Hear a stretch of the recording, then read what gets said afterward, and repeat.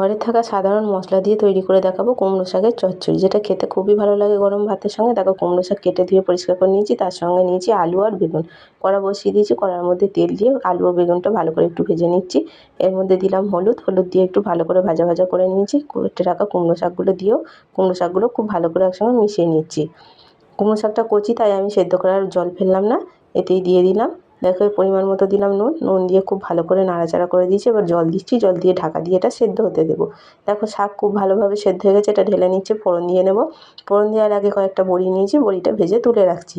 দেখো লাল লাল হয়ে গেছে, বড়ি ভেজে তুলে রেখে দিয়েছি। এই তেলের মধ্যে গোটা জিরে আর কাঁচা লঙ্কা ফোড়ন দিলাম, দিয়ে দিলাম শাকটা, যে শাকটা সেদ্ধ করে রেখেছিলাম, আর সর্ষে কাঁচা লঙ্কা বেটে রেখেছিলাম, সর্ষে কাঁচা লঙ্কা বাটাটা দিয়ে খুব ভালো করে মিশিয়ে নিতে হবে।